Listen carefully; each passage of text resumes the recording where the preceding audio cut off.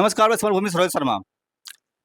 भारत में लगातार नरेंद्र मोदी सरकार एक के बाद एक स्कीम ला रही है और तुक्के में वो बात करती है।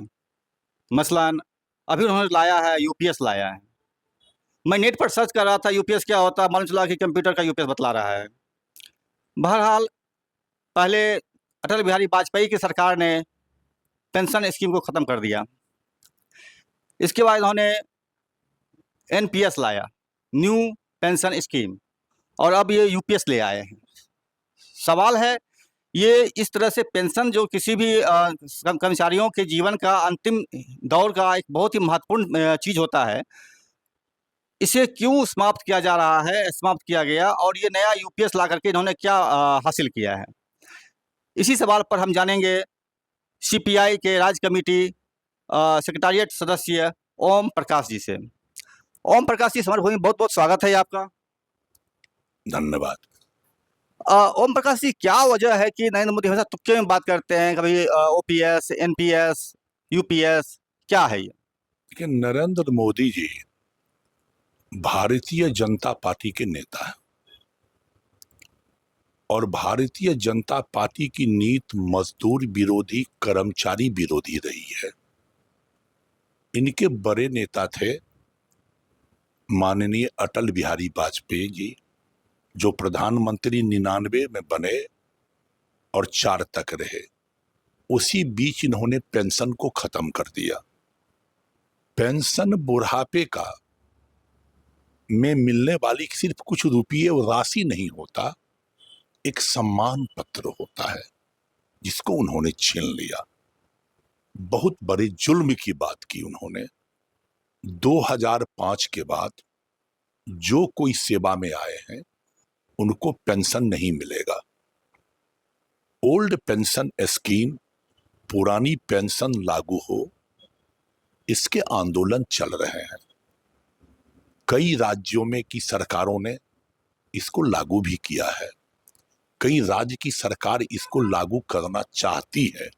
ये जो राज्य लागू किया है, क्या यह राज्य भाजपा शासित राज्य है? जी नहीं, कांग्रेस शासित राज्य है, गैर भाजपा शासित राज्य है, दूसरे राज्य हैं। तो अब इस बार नरेंद्र मोदी जी कह रहे थे अब की बार 400 पार। तमाम तरह के तिक्रमों के बाद राम आए, फलना आए, क्या क्या किनके किनके नाम पर किए, इनको सीटें नहीं मिली। आपने देखा कि बनारस में वो तीसरे चौथे राउंड तक हारते रहे। एक दफे तो वो 50,000 से पीछे थे। लगता है कि एन केन प्रकार इसकी सरकारें बन गई।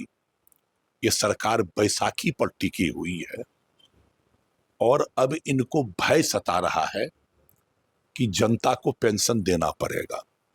नीयत इनका साफ नहीं है, इसलिए पहले इन्होंने एनपीएस लाया, अब यूपीएस लाते हैं।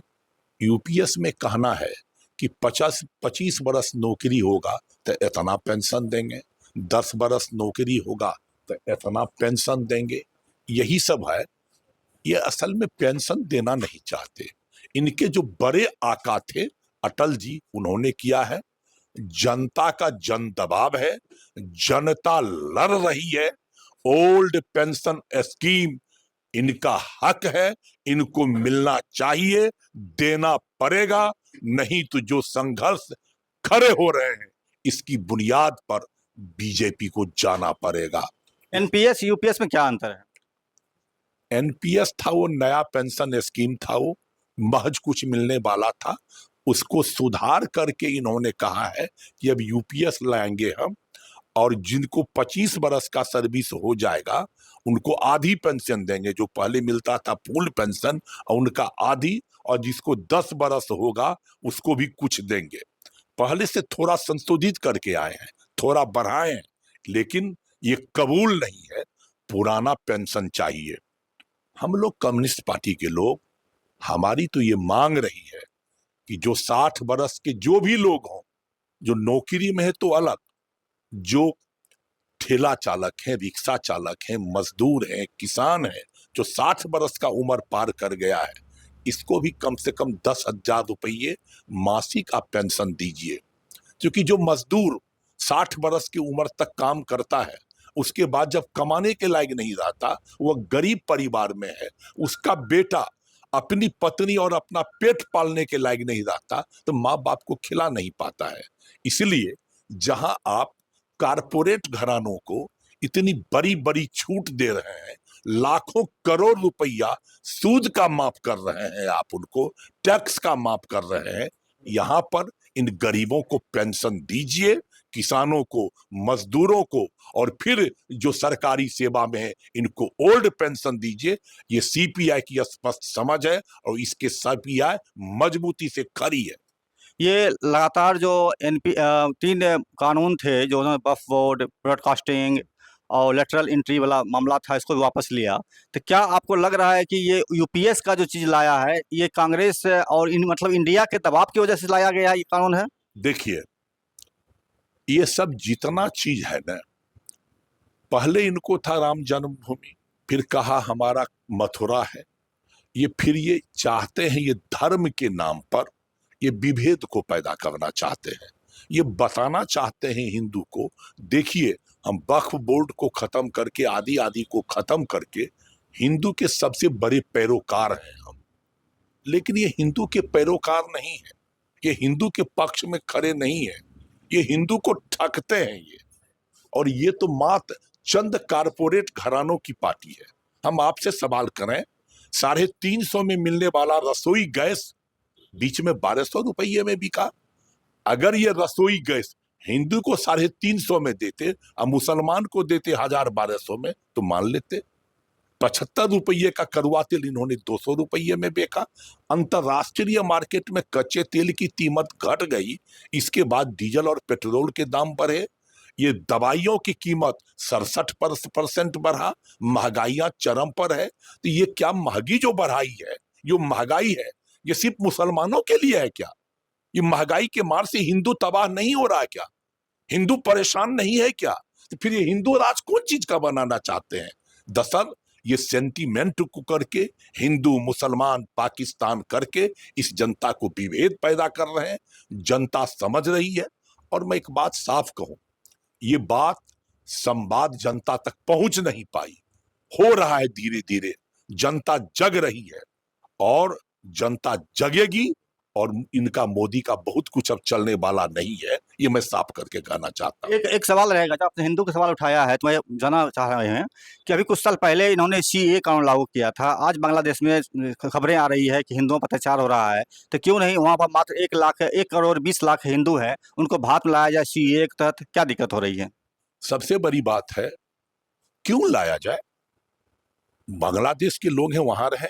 तो सीएए का फिर क्या मतलब रह गया मोदी के लिए? सीएए का कोई मतलब नहीं है ये, सीएए का कोई मतलब नहीं है ये, सिटीजनशिप अमेंडमेंट एक्ट है ये इसका कुछ नहीं है। सीए, एनआरसी, एनपीआर, समझे ना? एनपीआर क्या था? ये नेशनल रजिस्टर ऑफ, समझे ना, जिसमें था नागरिकता पंजी, यही है वो। जनसंख्या जनगणना तो ये करा नहीं रहे हैं। ये 2011 में जनगणना हुई थी और 21 में जनगणना होनी थी, ये जनगणना तो करा नहीं रहे हैं।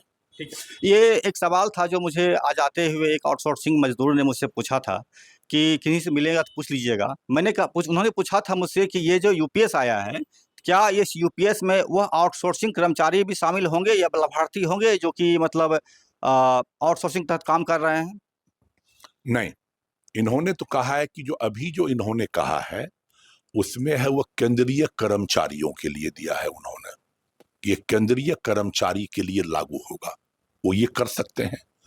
बंद उन्होंने ही किया था, और जब केंद्रीय कर्मचारी के लिए कोई कानून बनता है तो राज्य भी उसको लागू करती है, राज्य पर भी वो दबाव बनेगा। लेकिन यूपीएस मान्य नहीं है, ओल्ड पेंशन स्कीम देना होगा। ओल्ड स्कीम पेंशन देना होगा, ये आपकी डिमांड है। अगर लड़ते रहें तो सोचता मिल भी जाए। लेकिन मेरा एक सवाल और रहेगा ये जो लगातार आप ओपीएस की बात कर रहे हैं, तो बहुत सारा उसमें पैसा खर्च होगा जो कि राज्य पर या केंद्र पर भार पड़ेगा, तो कितना लगता है कि सही होगा ये? मैं आपको बताता हूं, मैंने पहले कहा ना, एक करोड़ों करोड़ रुपया